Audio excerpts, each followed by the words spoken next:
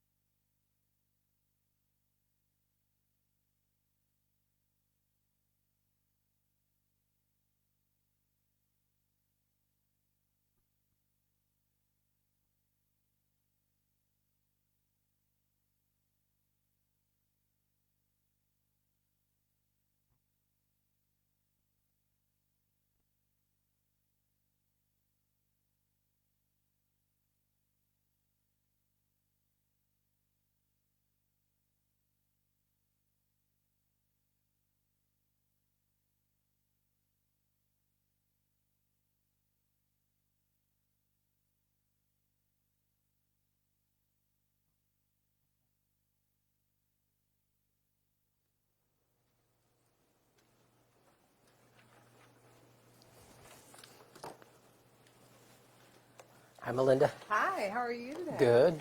Yourself? Wonderful. I'm doing great. Good. Great. So, Mayor, we appreciate you joining us today, and what we wanted to talk a little bit about is the pandemic and some of the impacts on Springfield and your leadership and how you're helping guide us through that.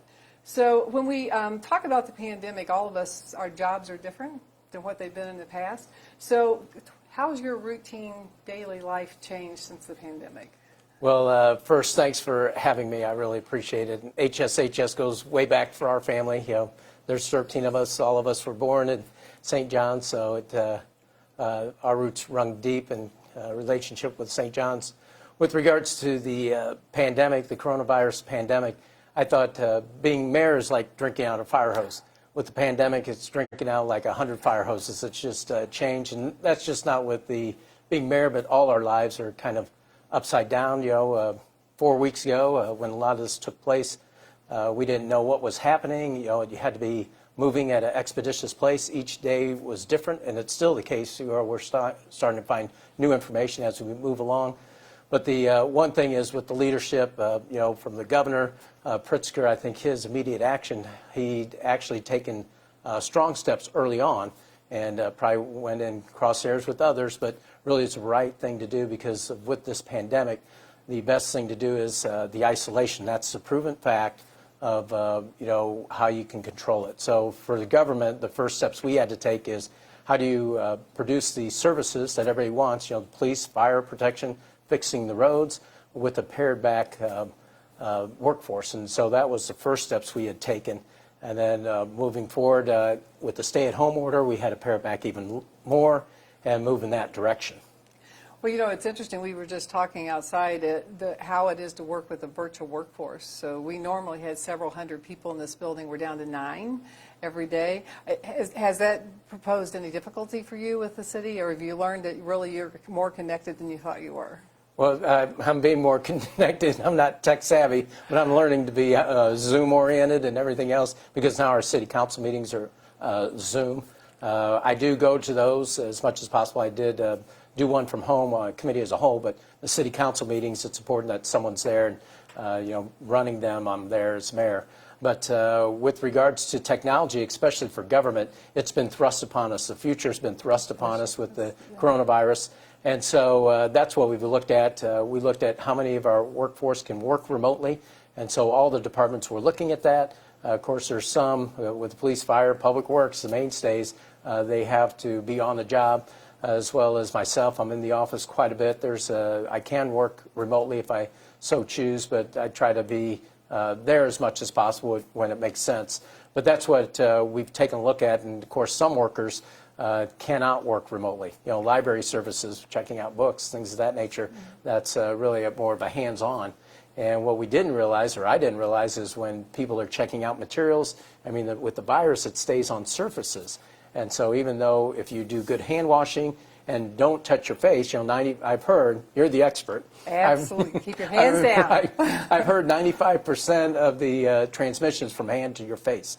And so for myself, I was a nail biter. I'm trying to break that habit, but that's what you have to go forward with regards to any workplace, even the government or business. But the future with us is the embracing of the technology, and we bought more laptops than we thought we ever would have to, and moving in that direction. You talk about some of the personal changes. I was a nail biter too, and so it was so funny. I was sitting at the table the other day making noise, and my family's going, what's that? And I'm like, it's my newfound fingernails. So you learn hands off your face and fingers out of your mouth. The Very benefit important. you thought you never had. I never thought I'd have fingernails, ever. So you talked about law enforcement and EMS and public works. And, you know, with healthcare, we are so proud of our healthcare team. They have stepped up and have done amazing things in very difficult situations. So how are the law enforcement, police officers, and public works folks, how are they doing? Very well. You know, I say we're second to none. Of course, with our fire department, it's a Class 1 rated agency. They received certification with Class 1, and that's only given to, I think, 3% of the firefighters or fire departments throughout the country. And so that's one is it shows the men and women the quality that we have, but as importantly, what our residents had invested in.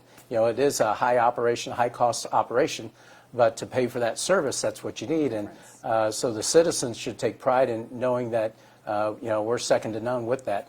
Our police force with Chief Winslow, he's been great with community engagement, and that's really helped pay dividends with regards to the public, especially now, because now that we're isolated, we still try to be engaged as much as possible through social distance, you know, through phone or social media, things of that nature. So from that aspect, we have two great leaders, Chief Briney and Chief Winslow, and here's a tidbit for you. They're both from Alton, Illinois. They both graduated the same high school. Oh, really? Yeah, Together? that's kind of a funny. unique aspect. And I they're didn't know both when I hired Springfield. them, you know, but yeah, they're leading that aspect. But with the structure, real quick, is how this pandemic, it's a health crisis, as we know. So it's the Illinois Department of Public Health. They're running the initiative through the state of Illinois with the public health departments. The city of Springfield used to have one, but now it's run through the county. It's been consolidated. So that's how it works. It goes from Illinois Department of Public Health to our county public health. And really, it's on a regional basis thanks to the hospitals, because with our hospital system, we have two level 1 trauma hospitals, and they're a regional provider. And so we do draw on from a population around Springfield. So from that, Chief Riney was the first appointment I made with regards to the coronavirus. Right when we heard about the virus actually coming through Springfield on Amtrak, prior to that, or right around that time, I appointed Chief Riney to be our coordinator of this pandemic. And so he's helped structure the county public health initiative through the incident command team and set up that command structure. And so he's paid, you know, really his handprint is on the whole operation associated with how we're dealing with it from that level. Well, you know, the Department of Health and then the county health departments, with our clinics being spread all over southern and central Illinois, very, very close relationship, and they have been incredible to work with. I mean, because a lot of times we need answers fast. They have really put processes in place that have made a huge difference for us to be able to communicate to them and then communicate to our patients who may have been exposed. So right, and they've done a great job. Right, and that's key to everything. And as we know, there's always a room for improvement for communications. My city council always reminds me of that fact. And that's what we try to do, is how are the different ways we can communicate. And that's very important. And one of the ways we do from you know, the government is neighborhood news. So we put out every week, Julia Frevert, our communications person, puts out a kind of a compilation of everything happening within Springfield.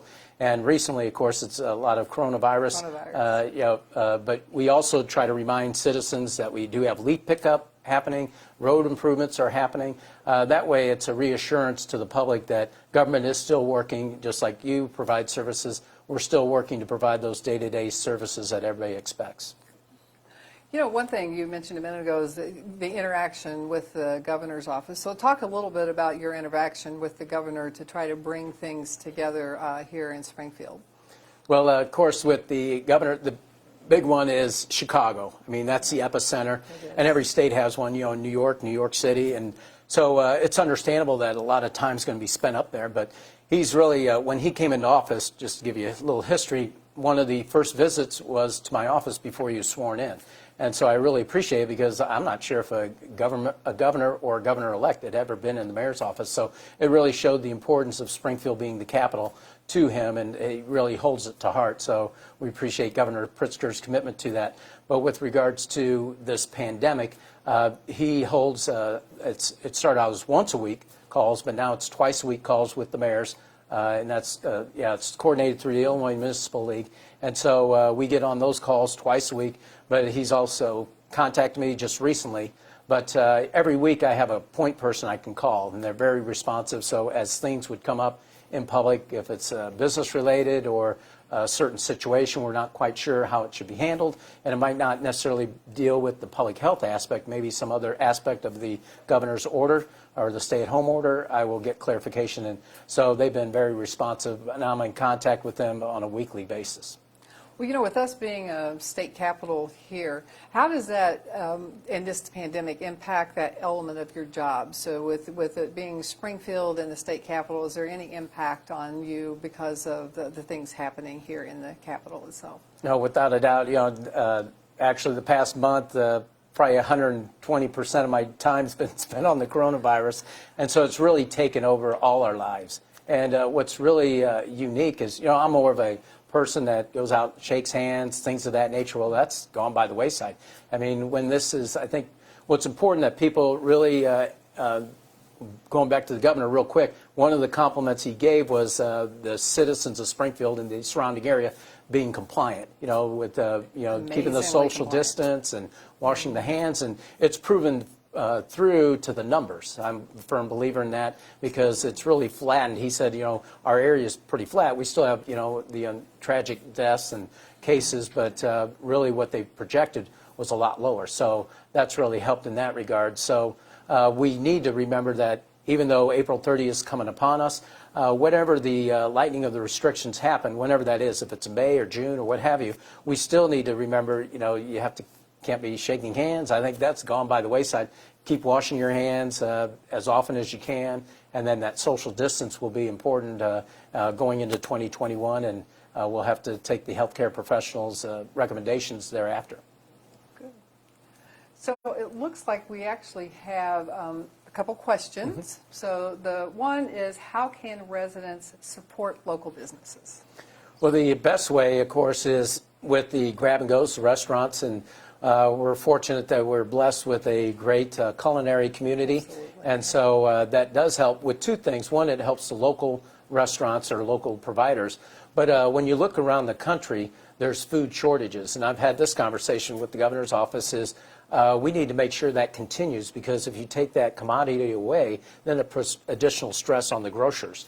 And so from that aspect, if you could go out and you know, I know some entities have done some competitions or some incentives where people, if they buy cards or gift cards from local businesses, they might have an additional incentive. So it's always good to, if you don't shop there, maybe get a gift card, especially they call them the micro enterprises or the independents, the sole proprietors, because with the federal government and the SBA, the Paycheck Protection Program, which help pay for employees' costs, things associated with a small business.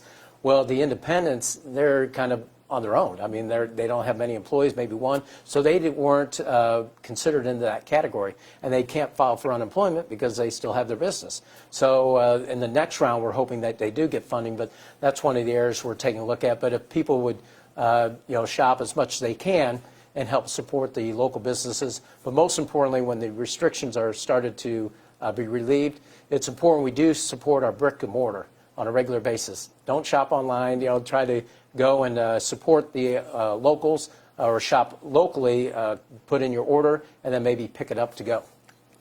You know, it's real amazing when you look at the restaurants and how careful they're being, coming out with their gloves on, a mask on, and bringing food, putting it in the back of the car.